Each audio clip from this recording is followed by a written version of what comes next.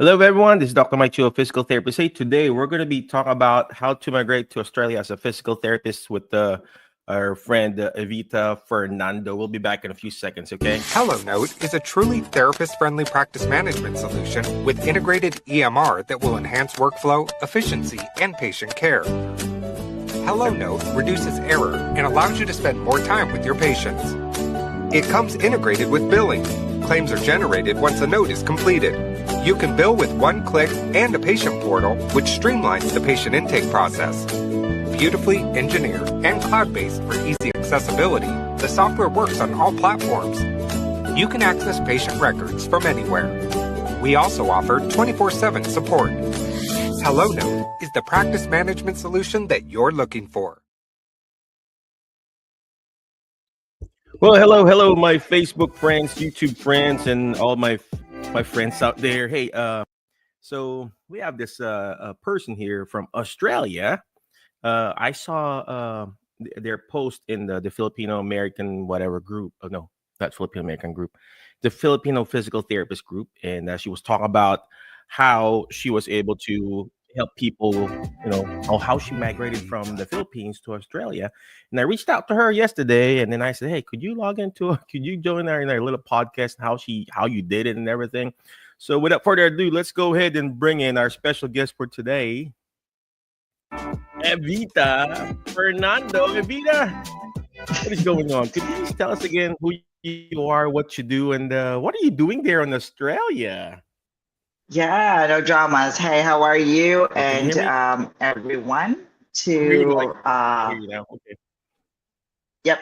Yeah, hi to every one of your viewers. Hope you get a lot of friends. Then Mike. Yeah, my name is Evita, and I have been a physio in Australia for 6 years now. I started out in the Philippines, post grad, the whole lot. So 4 years. That included hospital, private practice, home based care. And then coming to Australia, I've been exposed to pretty much the same things, hospital, private practice, but I added a bit, which is what my current specialty is, which is rural and regional care. So that's a different type of care, I guess, different type of environment, as I would say. If you've been to the rural areas here in Australia, I've also been exposed to Aboriginal and Torres Strait Islander clinics, or ASI clinics, as we call it here, and pretty much to be a full-on physio here, or a general registered physio here, I had to undergo the APC, or Australian Physiotherapy Council standard assessment pathway, pass it, and then that's it. That's how you get your general registration. Then you can apply for your permanent residency, and yeah, that's it. That's pretty much it. So For physio, Evita, it's quite easy. Yeah.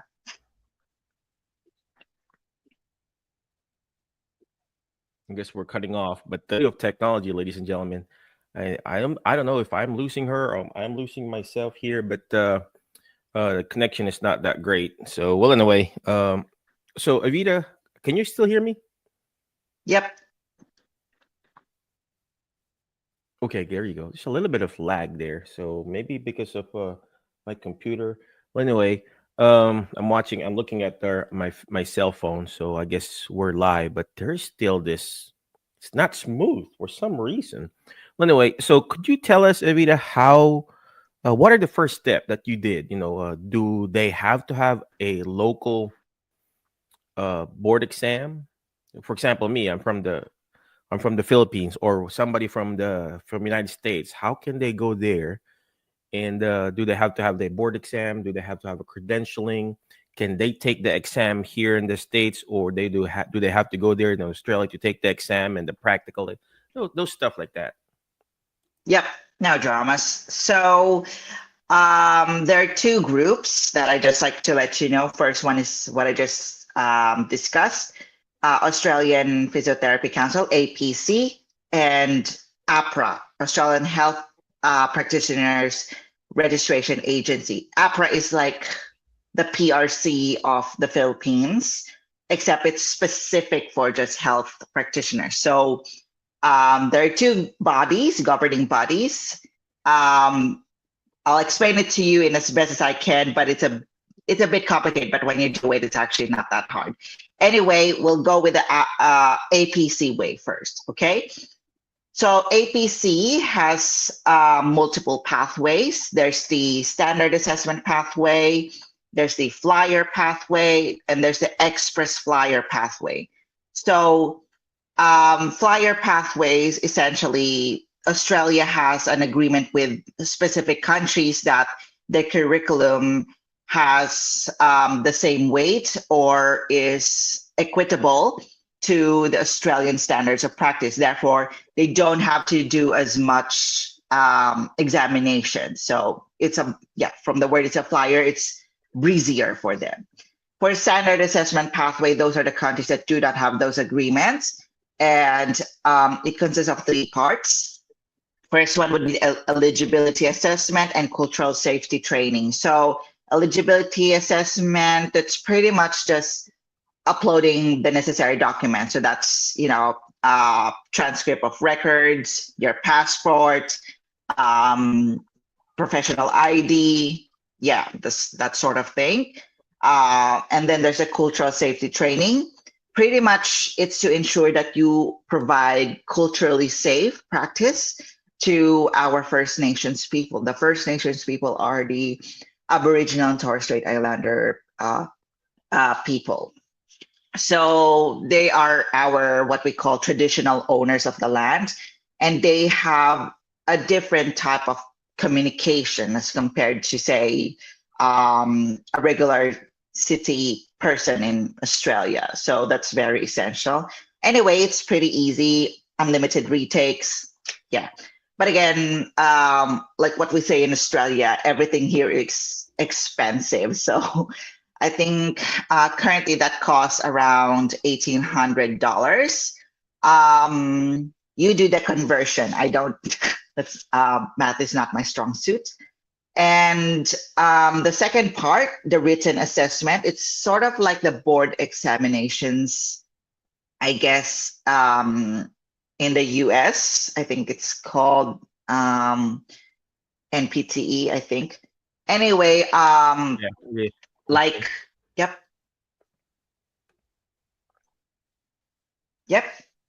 Yeah, I think we're cutting off, Evita. I'm sorry about that.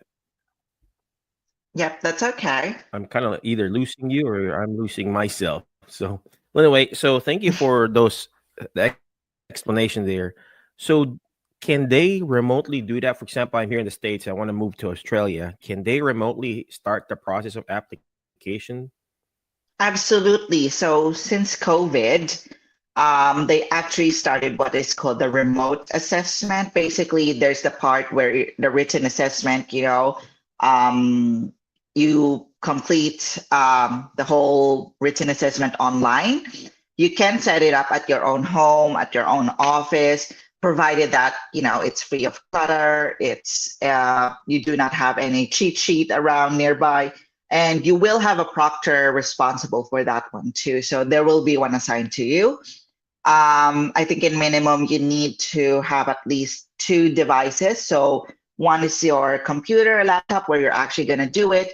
The second would be another phone or another camera that would be facing you, just to make sure that you don't have any, any issues whatsoever. And that's the camera that the proctor uses.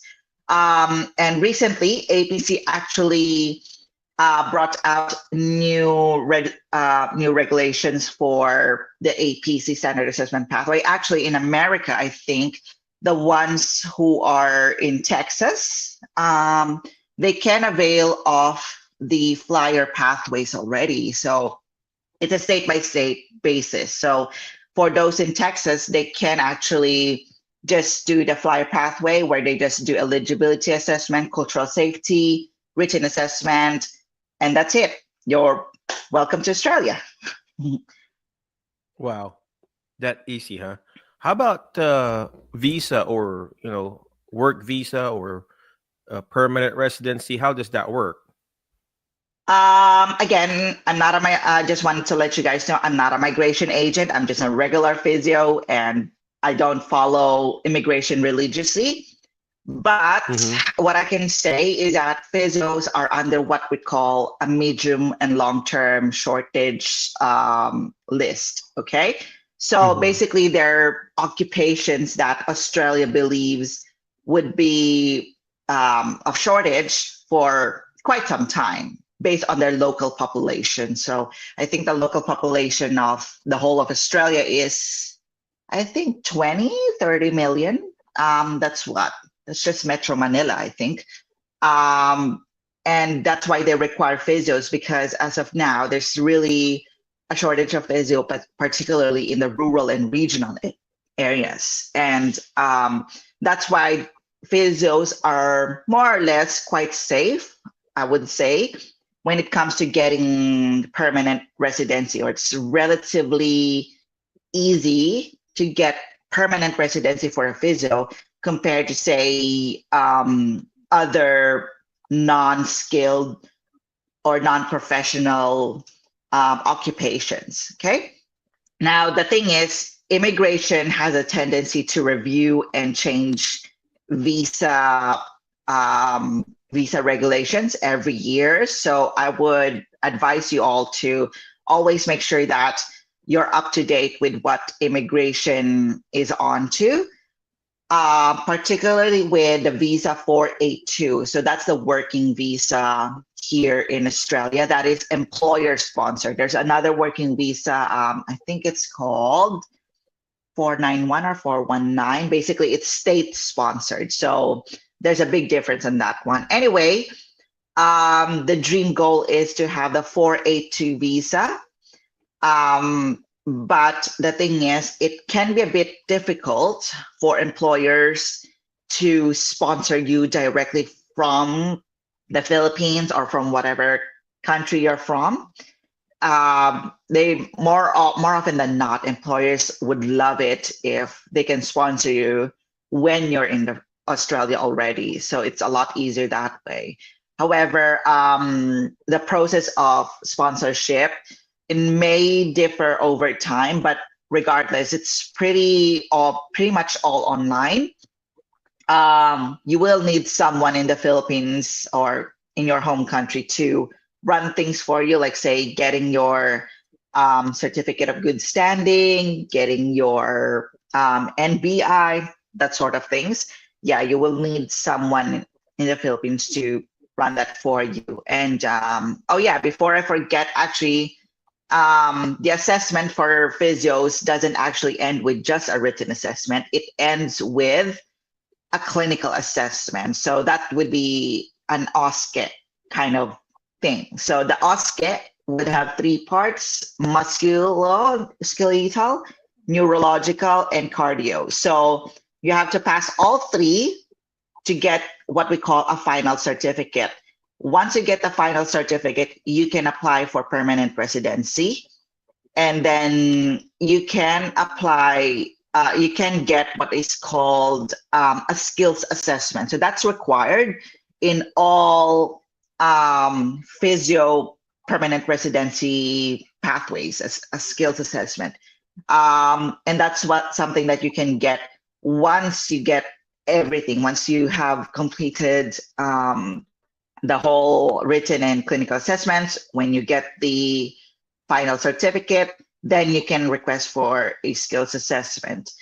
When it comes to permanent residency, though, once you get into a 482 visa, as far as I know, I think you need 3 years of practice with the same employer.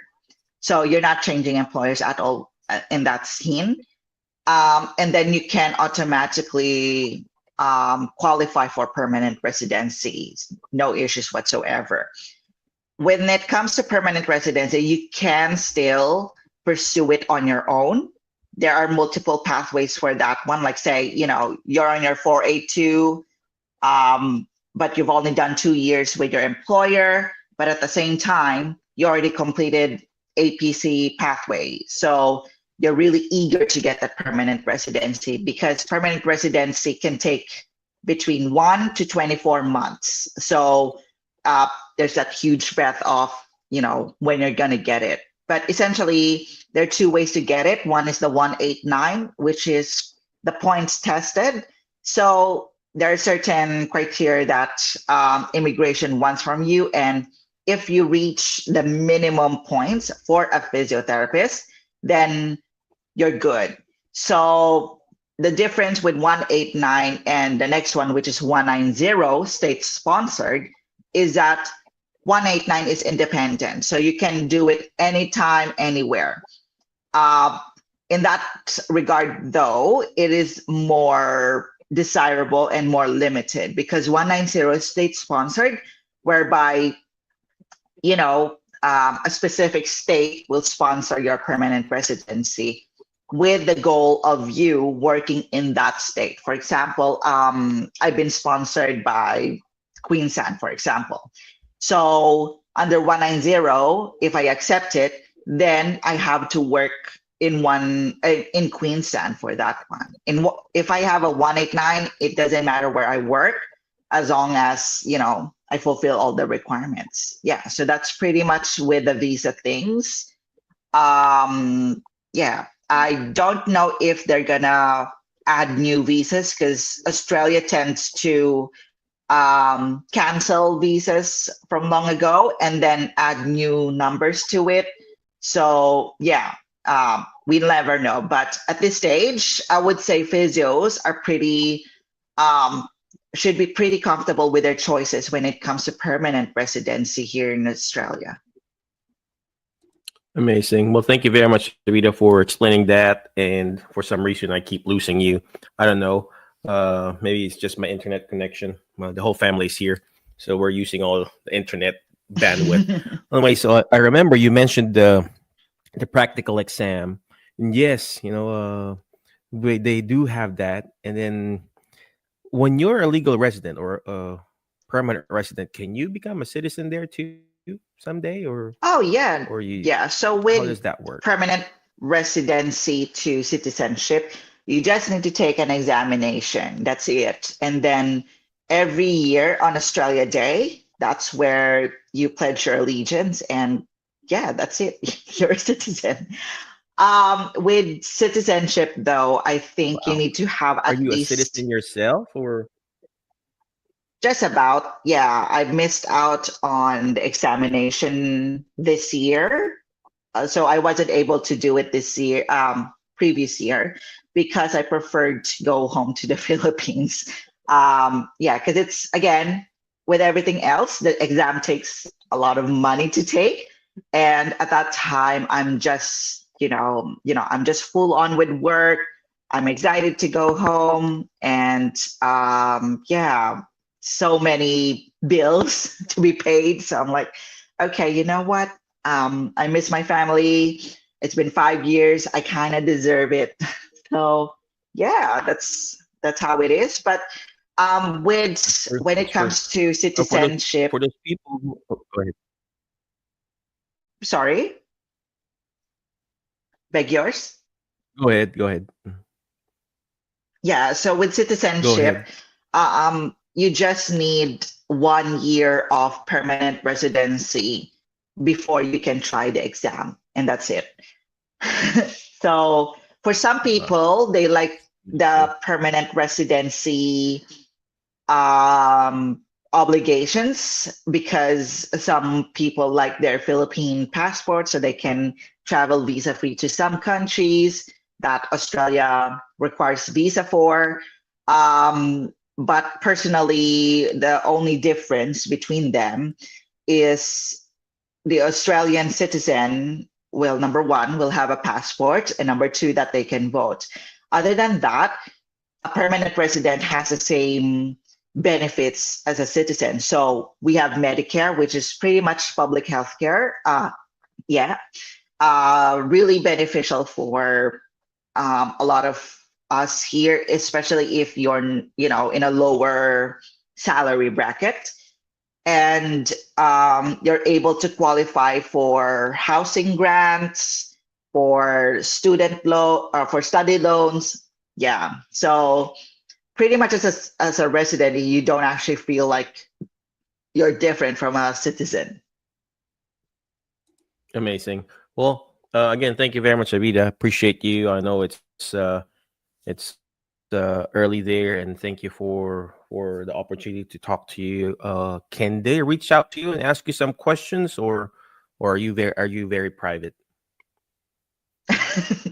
I'm quite busy, I'm afraid. And look, I'm happy to answer posts on Facebook, and I'm a big follower and a contributor to the Facebook page with James Schomburg and Jatinder Singh in International Physiotherapists Connecting to Australian Employers. So that's a Facebook group.